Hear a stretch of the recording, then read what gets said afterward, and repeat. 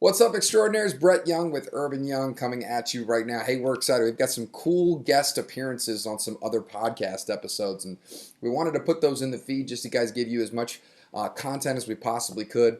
On some of these playbacks, we just decided there was rich information that's served with our same message here, which is epitomizing excellence in everything that we do. So we hope you guys get a lot of value out of this. It was fun being on there. We want to say thank you for all of the podcast hosts for the collaboration.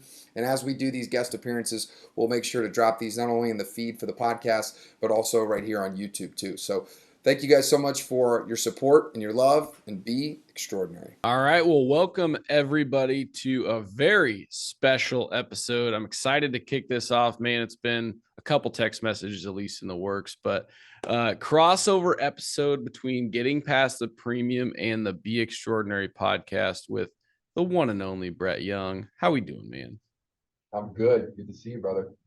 Yeah, this has been something we've been talking about doing for a while, and I'm excited to kick it off. Yeah, thanks for putting it on the calendar and making it happen. This has been fun. Yeah, so we want to focus, and hopefully this is something we do right on a somewhat consistent basis. We don't know. Hopefully, if we get good feedback, we'll do them more frequently, right? But really centering around this concept of building a business, not building a book or building an agency, right? And it takes a different mindset when you're thinking about how do I build my business versus just build my book to a certain degree, right? And it all comes down to what's your goals and what do you want to do with your business. But that's really where we want to center this conversation around over the course of time, because I think there's a lot of different meanings to that and things you got to build in your agency to become a business, right? So first off, Brett, you articulate this really well. So like, what does that mean to you when you say, we should be building businesses, not agencies or not books of business? To me, what it means is that we just get lost in the insurance process, and we think that we get so inundated with trying to write insurance that we forget that this is a business and it works just like almost every other business. And we complicated it by thinking that we're special because we have a license and we sell insurance because we know certain things, and we get so technical, and the fundamentals of building a business are the same. And if we can learn more about what those fundamentals are in a broader sense of all business, then in essence, we're going to have a lot more success in our craft, in our industry. Because from my perspective, what we've seen is that agents and agency owners, they hit this plateau. And the reason they hit this plateau is because, they just didn't build it with the end in mind. They built it as an agent, as a producer, and they didn't build it in something that could be scaled. Because the foundational principles of what that looks like were not the focus. It was more, how do I get good at writing insurance? And I just, that's definitely level one, but level two, level three, level four, level five, and beyond really have almost nothing to do with that. Yeah, oh, absolutely. Why do you think so many folks, because I've always thought of this, like, why do you think people are starting as an agent and not thinking further than just working on their book, if that makes sense? They're not really thinking about building that business. I think people they're agents. You got to learn to be an agent first. Mm-hmm. So, the idea of like someone comes into the business, they're like, man, they're just trying to make that work. I'm just trying to become a great sales professional. I'm trying to become a great advisor. I'm trying to become a great insurance agent. And, so I think it's just, you get caught in the loop. Like today I woke up, I had a great, workout, did a morning, but now I'm inundated with all the shit that comes for the day. It's like, I'm not, necessarily planning what this looks like. So I think being intentional about how you want to end, where you want to be, and giving yourself space to do that is really important, because you most of the time, not everybody, I know some people that have been very successful building large agencies. They were never agents. And there's a clue for you. But most people are going to start off as agents, and they're going to get good at that craft. They're going to learn the business. That's how I did it, and that's how my partners did it. And then once you have mastered that, or you're in mastery, you're never mastering anything, but you're in the mastery phase, then at least you know that that's to get you to the next phase if that's what you choose to desire to do. But knowing that the reason that you're trying to get to a mastery level in that craft is to get to the next phase. So beginning with the end in mind, I think, is the biggest important part. Like, it's like, I got to get good at this so I can teach it. And I got to get good at this so I can teach it so that I can teach them to teach it. Right. And so you just have a different, if you approach it from that perspective, you just have a different viewpoint, you have a different perspective on why you're getting good at something relative than just, oh, I want to write a lot of business. And I think we all start that way, but knowing where you want to end is the big caveat to that, because we get stuck. Yeah. Yeah. And I think that's a good point for everybody, is begin with your end in mind, not necessarily, it doesn't, the same end doesn't apply to everybody, right? And maybe you just want to build a book that sustains a lifestyle and Yep. you're good with that. That's totally fine. That's not what we're necessarily discussing here, right? We're saying, Right. You want to take it beyond that, start hiring people, start to create a business, and start with that end. So, but it's important for you to decide what that is, right?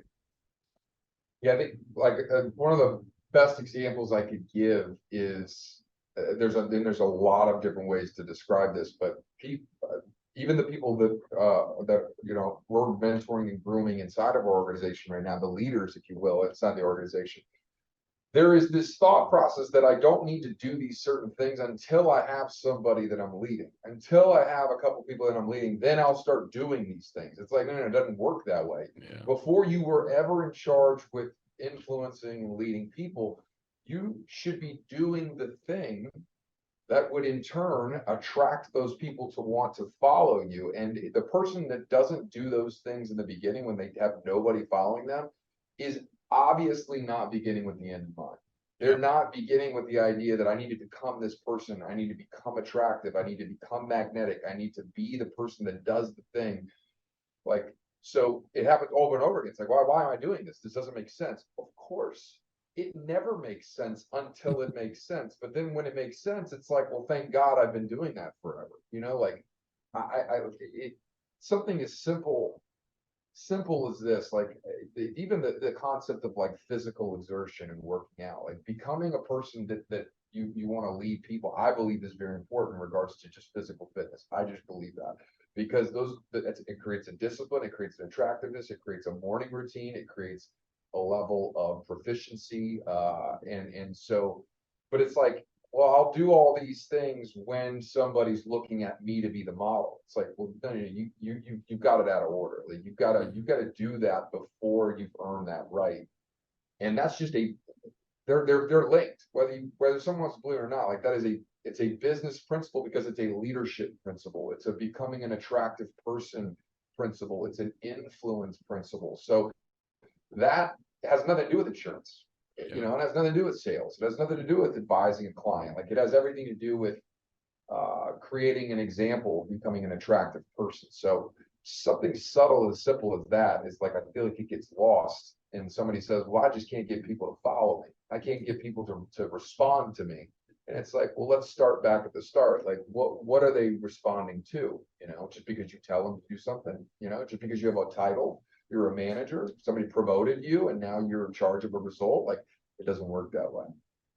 Yeah. And that's a whole rabbit hole we could go down in the future too, of just becoming a good leader. And leadership is often viewed as just, oh, Brett's just a natural leader. He just is a good leader. Like, people follow him. It's great. And it is contrasting to that, leadership is actually a skill that you need to learn and work on, no different than physical fitness or shooting a basketball or whatever it is. And you have to take one thing, work on it, master it. You have to take the next thing, work on it, master it. And like you're saying, do that before you're in a leadership position, right? And then it'll come natural when you're in a leadership position. So literally this morning, we have a text called CORE. So we have a group within inside the organization that we call CORE, meaning they live by the core philosophies and core principles of the business. It has nothing to do with their title, it has nothing to do with their position, it has nothing to do with their tenure. All those do have influence on where they sit in that cycle. but it has to do with people that are committed to the process of what we believe makes an extraordinary human being.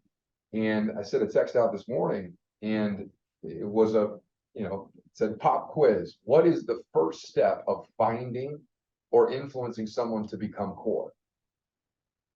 And the answer is poured in. And of course, my two partners got it because we've been doing this for 15 years. But the answer is you become core. It has nothing to do with anybody else. It's nothing to do with anybody else. But most people are thinking, well, how do I learn all these different things to help find the right people, or recruit talent, or hire, or train, or just take all the problems that we have within the insurance industry when it comes to people. I can't find good people. All these self-limiting beliefs but you're trying to impose something on somebody that you're not even focused on yourself. Like, the first step to finding people that are good people is you become good. The first step of becoming core and committed is you become core and committed. And I'm not talking 2 months before you decide to hire somebody. I'm talking years before. Live it. Yeah. Live it. And so many of us, and I'll give you an example. We have a call that we run every 2 weeks or every week, depending. It's a personal development call. It's at 9 o'clock at night. It's not convenient. It is voluntary. And we read a chapter of a book until we're done with the book, right? And there's all these back and forth about what time's best, and should we do every 2 weeks or is every week? And there was a lack of participation. And this was in a leadership text as far as like, all right, so how do we line up on this from a philosophy standpoint? And this is a business building principle, right? Everybody's like, well, trying to rearrange everything for the people that are not participating. Well, here's a core philosophy on leadership. You don't focus on the people that don't show up. You focus on the people that are in front of you. You focus on the people that are doing the thing. You focus on the people that show up. And so much of us, we want to rearrange everything so we can get everybody to be included. That's not leadership. Like, that's not how that works. Like, I'm going to be on the call. I'm going to be committed. And it doesn't matter what time, it doesn't matter what the structure is, it doesn't matter. If enough people are committed and enough people are there in a part of that core group, everyone else will fall in line. But yet we want to figure out, is it the duration of the call? Is it the time of the call? Is it the book that we're reading? Is it the chapter? And all that's noise. It's just a distraction, Totally. Couldn't agree more on that. I think that that's a big trap that business owners, agency owners get into with salespeople. We want to, well, I have 5, 2 are just crushing it. They're A players. I have 2 that are, B's, they're close.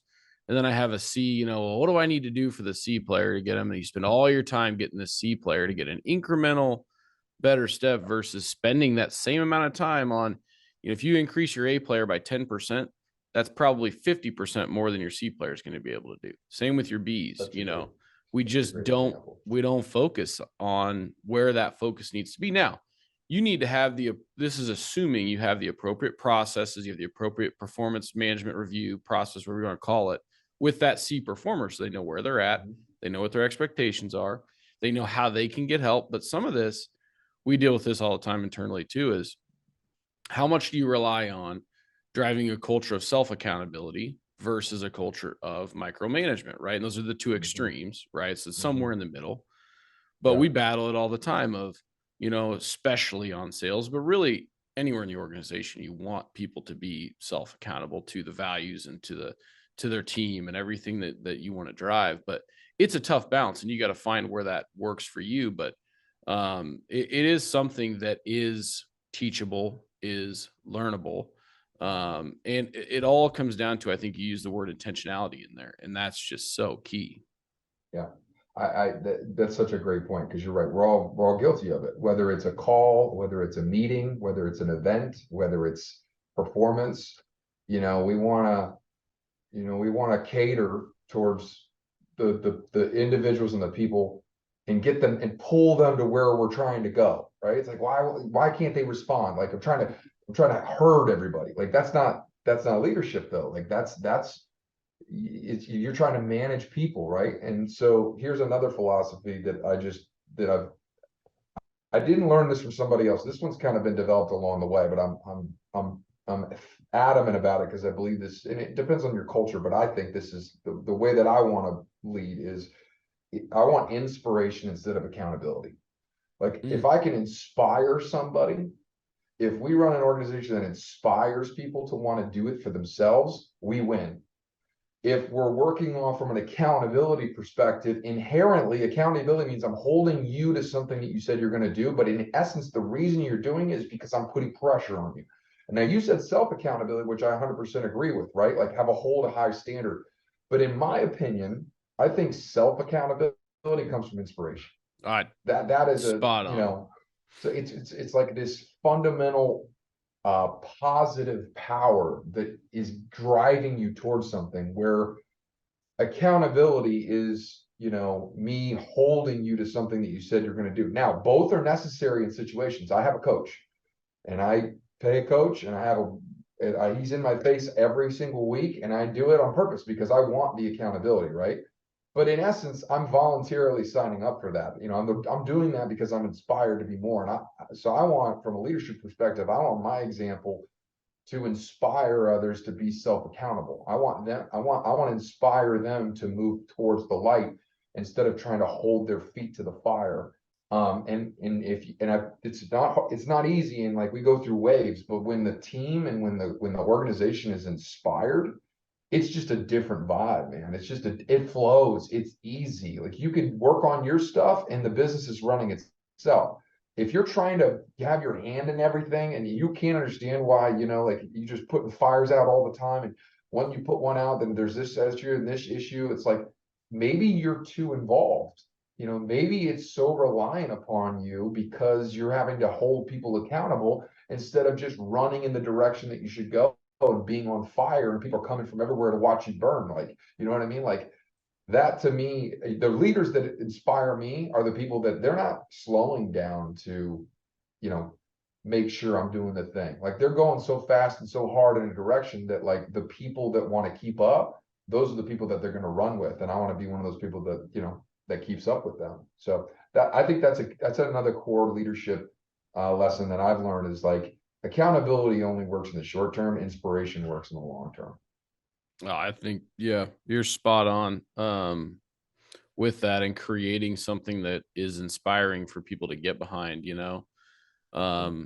I think that's hard sometimes, especially if you're building your book right now, you're building your agency. You're just trying to make ends meet, I need to get the next deal in the door, and that's fine. You are inspired by something, right? But then as you go to start to bring on team members and to, bring on additional people into your organization, I think, you can inspire them with a paycheck, or you can inspire them with something bigger than a paycheck, right? And something different or bigger than a paycheck it's going to make your life 10 times easier. You're going to achieve things 10 times bigger than what you ever could by people that are just showing up to get a paycheck, and that's another thing we talk about internally all the time. You're probably always going to have, certainly as you grow the organization, you're going to have those folks that absolutely come to just do their work and go home, right? And we always talk like, what's the balance, to achieve what we want to achieve and to get people rallying around the same message? Do we need to inspire 80% of our team, 60%, 90%? Like, what's that balance, right? And you're always striving for 100%, but you're never going to get there. And so, something that we think about a lot is just how do we do that? What can we do?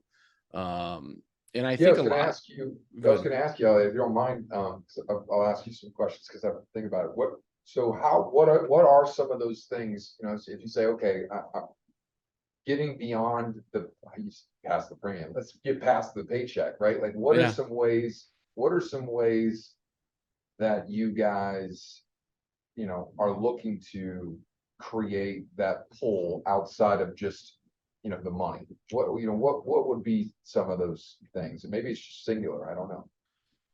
No, for sure, we've done a few things. It's been an evolution for us. So we were different than how you guys started from scratch. When I joined the firm, it was an existing agency, I would say, right? We had a few different producers building books of business, and we really had to make the shift to building a business, right? So we were kind of building the plane while it was in the air.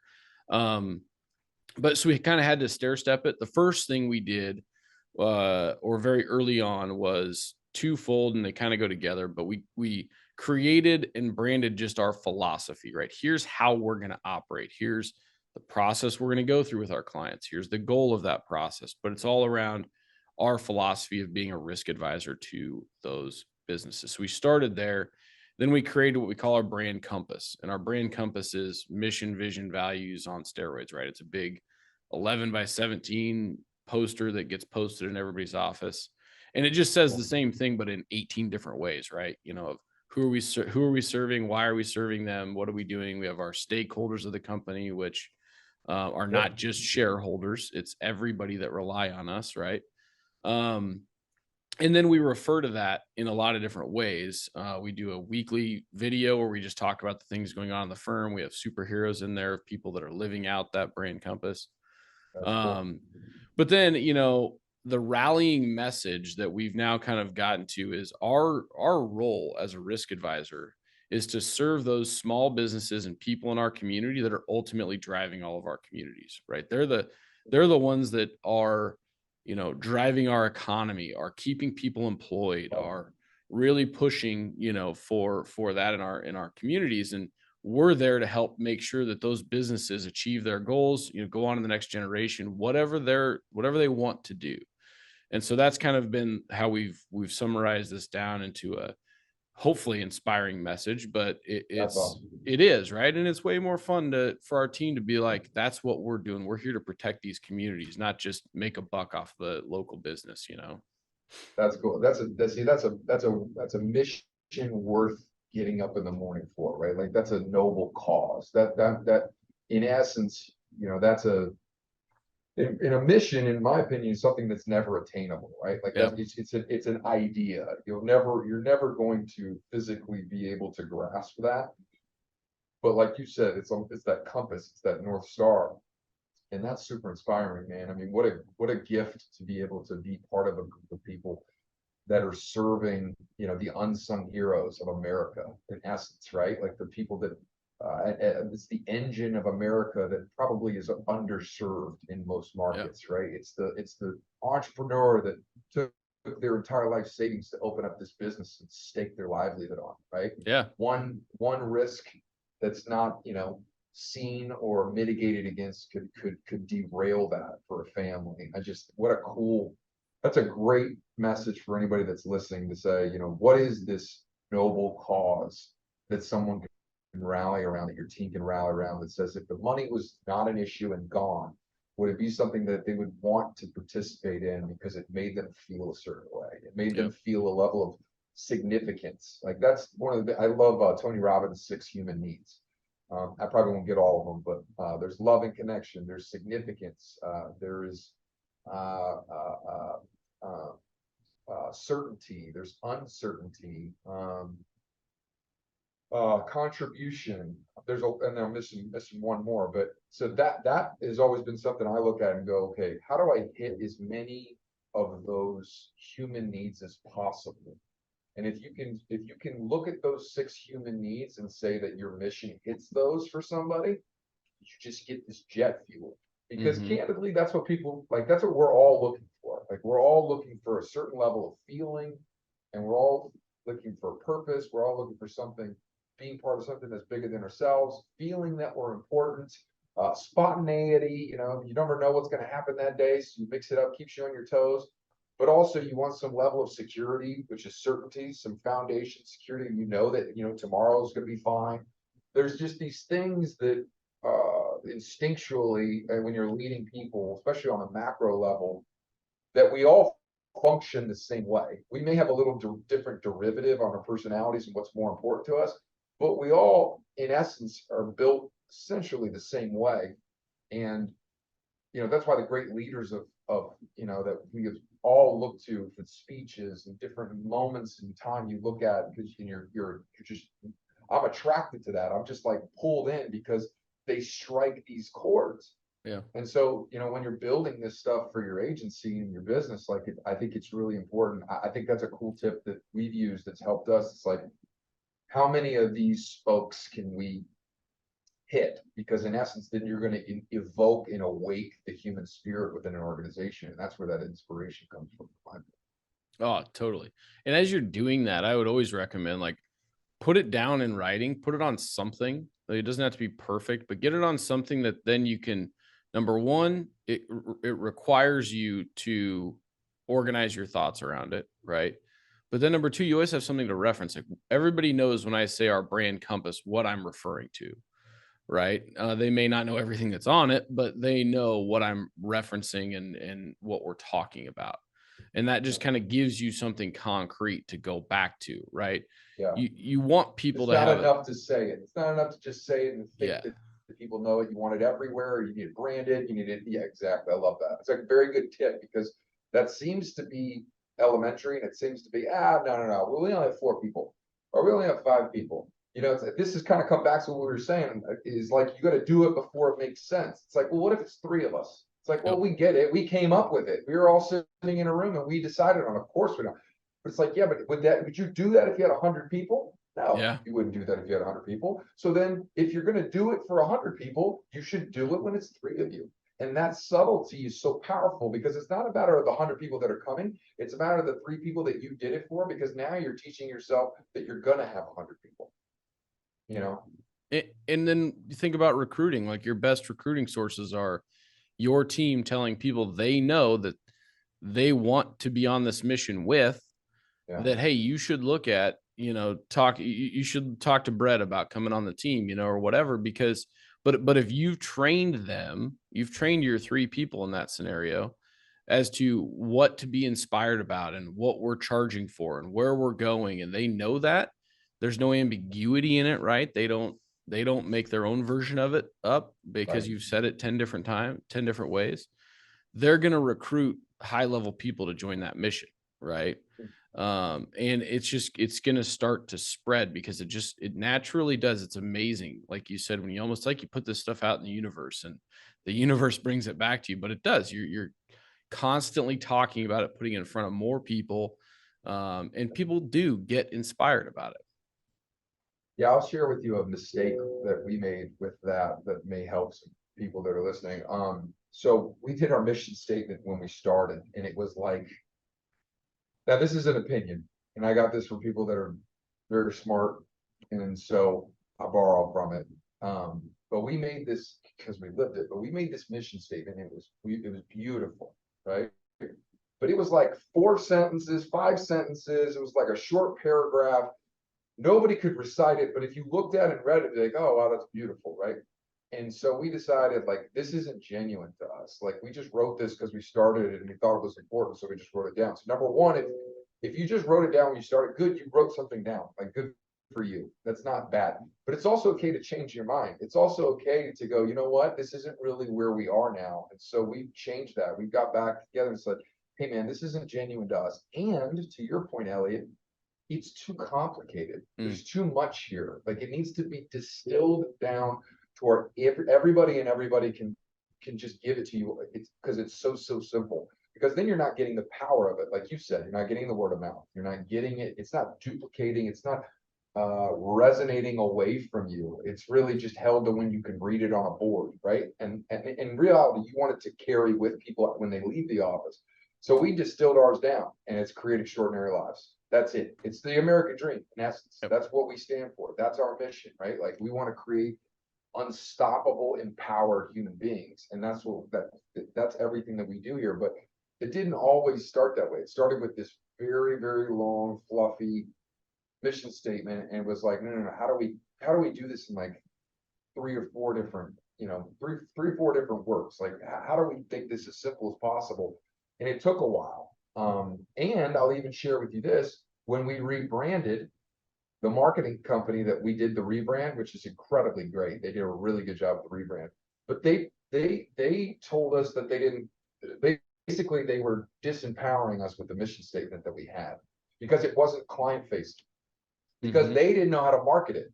Yeah. So as the marketing company, they want to do this market. They didn't know how to market it, so they didn't understand it. And the bottom line is, we had to make a decision that said, no, this is genuine to us. We need to take the internal and make it external, because this is always something that we're doing. Like, we were already doing this. We were living, breathing, sleeping this, eating this. Like, this is what we did, but the world didn't know about it. And so taking what you do internally that you love and distilling it down to a message that is as simple as possible, so you can take the internal and make it external. And it doesn't have to start exactly where you start. Sometimes we just hang a sign out front and we start writing some insurance, right? It evolves. You don't have to have it all figured out when you start. Yeah, I was gonna say that exactly as you hit there at the end. I don't think that's a mistake, as you referenced at the start. That's just your evolution, right? And Yeah. that's one of the things I wrote down as we were Yeah, that's a good talking. point.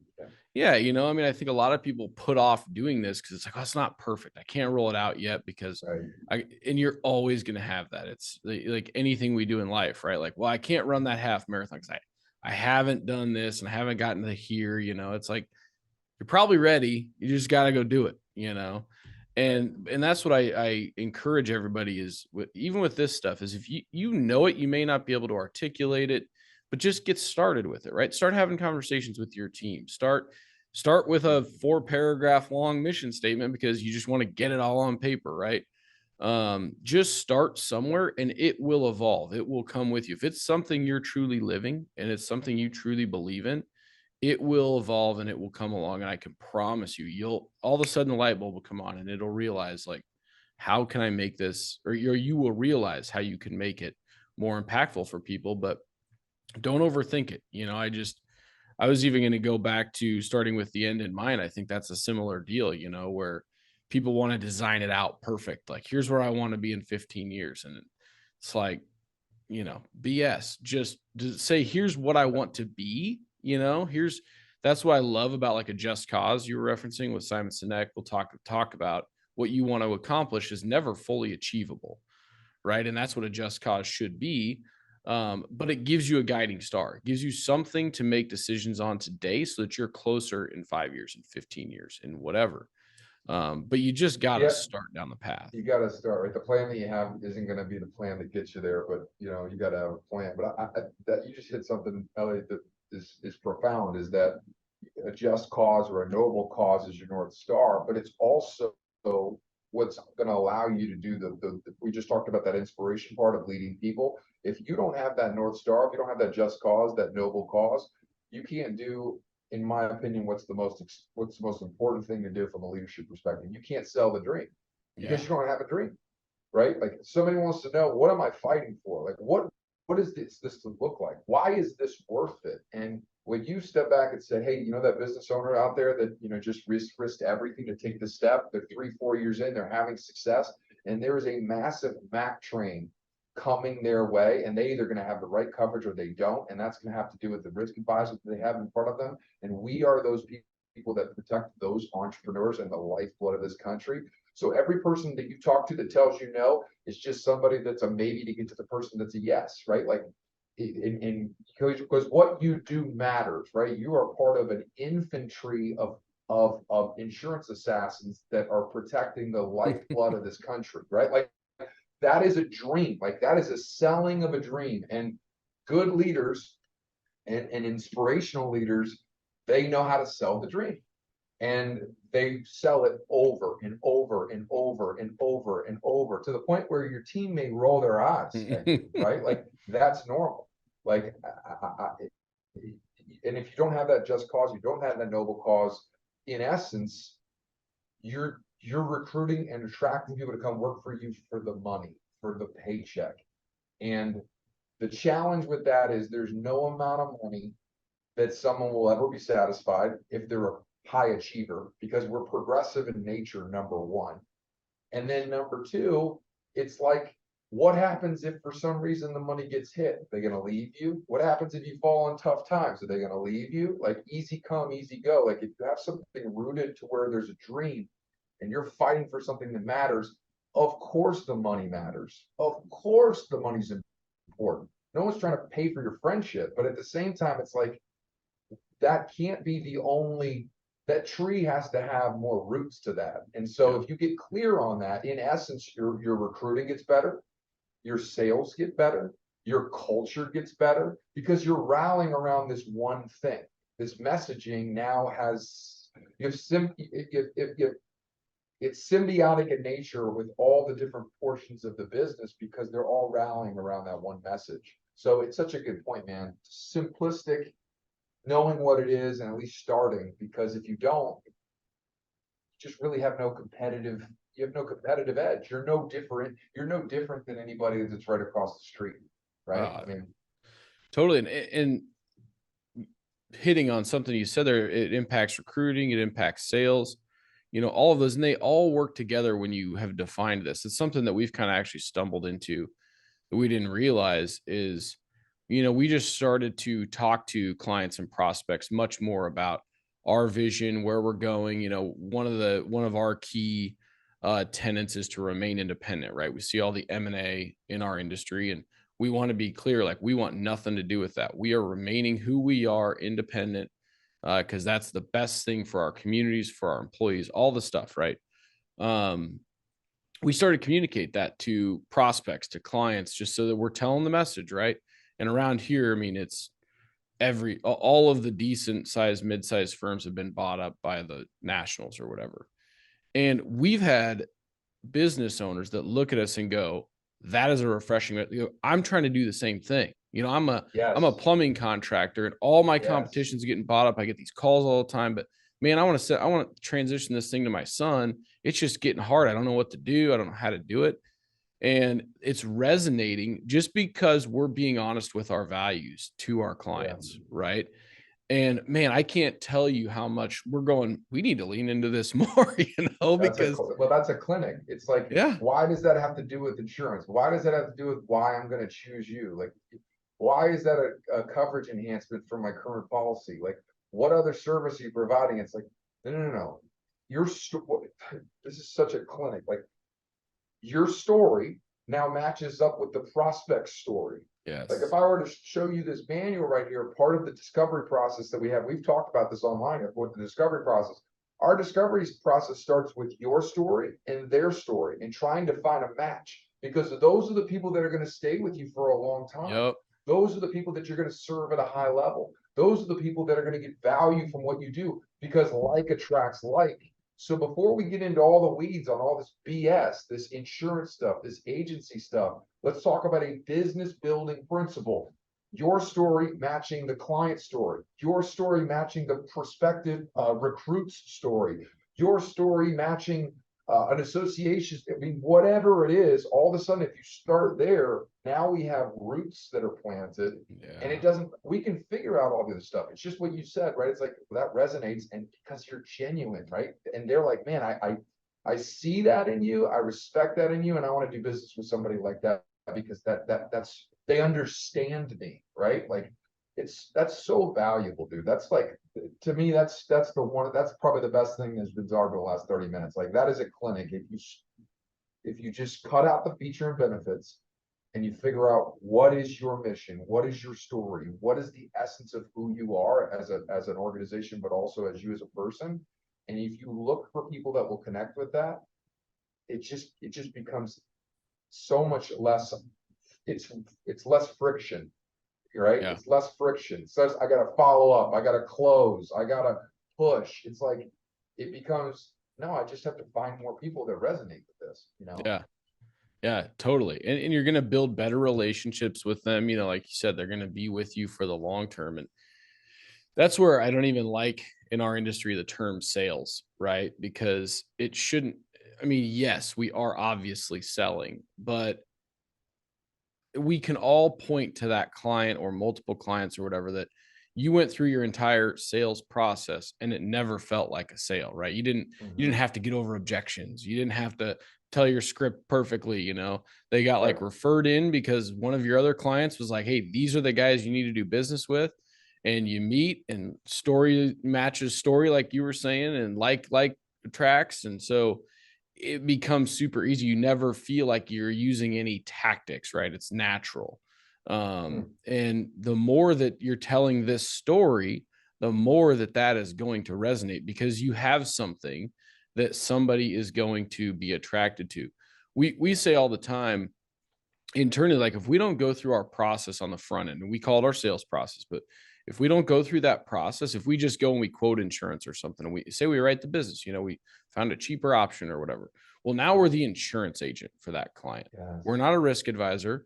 They don't know anything about us. They don't, they can't resonate with what we're trying to do. We are their insurance agent. And we've learned that when we do that and we shortcut that process, sure, we win the deal, but we're always now battling. You use the term friction. We always have a friction. Now the client may not think, because they just are like, you're just an insurance agent like everybody else, Right. But guess what? When the next person comes by and says, I can save you 20%, they're going to take that call because we're an insurance agent, just like that person. Right. Yep. And so that's where this can resonate even more, to where that client, if they match with what your values are, what you're trying to achieve, just as we've been talking, they're not going to take that call. They're naturally going to say, well, what is that? Does that person want to remain independent? Do they understand what I'm battling with? My current partner's helping me in all these different ways, and maybe one of those is insurance. The rest may just be helping them talk through how are you going to get this thing to the next generation or whatever. I don't know. But it's going to be way harder for them to take that phone call. You're going to maintain It's that. like, what is your ideal? We've all heard it in the insurance business. The insurance thing is, what's your ideal client, right? And it's this many trucks, it's this industry, it's this type of business, it's this revenue size. It's right. That's your ideal client. But what about identifying what your value prop is in regards to your mission and your just cause and your noble cause and what you want to rally around, and then being able to match that with that other client story, right? The Like, is that psychographics. yeah, is that part of it? Like, so It should be. it should be. And It's the if most it's at important part. least, and Sorry. if it's at least not defined in regards to, you're looking up list building in regard, maybe it's intangible to the fact where you aren't able to get a demographic based around that. But wouldn't you want to lead with some of those questions? Wouldn't you want to find probing questions that lead you to understand kind of if that person is going to be one of those people? And I think later on in a career, these become more important. And I think more mature producers start asking these questions because they've written the insurance. Sometimes you got to just do what you got to do. Like, I'm new in the business. I got to write what I got to write. Yep. I'm having this conversation with a new producer in our office. It's like, we're not writing specific business, and he's asking. I'm like, look, man, take the sale. Like, sometimes you got to get to level 2 by going through level 1. Like, you don't get to skip levels, but just understand that that's not necessarily going to get you all that you want. Beginning with the end in mind of where you want to be, that's not what's going to get you there, unless you use this as a stepping stool to get to maybe your more ideal client. Because he's working with some clients that they're just not ideal, right? They take up a lot of time. They're never going to be pleased. They don't appreciate him for what he's doing. It's very transactional. There's no allegiance, but there's some nice meat on them. Like, they're good. They're good from a premium perspective, but understanding that's not going to get you where you're going to get to. But knowing what level you're in, I think the longer you're in this business, you realize that I agree with you. That is the most important, because that's going to give you a healthy lifestyle. That's going to give you an ability to scale in regards to your capacity. It's also going to give you more confidence in regards to building relationships. There's just a lot of things that come with that. But if you don't know what those are, in essence, you're not going to find those people that resonate with them, because you don't even know what it is. You don't know what you're looking for. Totally. Yeah. And I kept interrupting you there because it's so spot on I believe the psychographics, meaning how does the client think? What do they want? What are their goals? Where are they going? I think those matching or identifying those as your ideal client and finding people that match that is more important than the industry, the size, the whatever it is. Now, yes, that stuff's all got to come and support what you can do and, blah, blah, blah. But if you're going to go out and build a business, you want those people that align with how you're building it and with what you're trying to achieve far more than you do a, contractor versus a trucker or whatever, Yep. And for my personal lines people out there, like, I'll give you a tactical example of another mistake.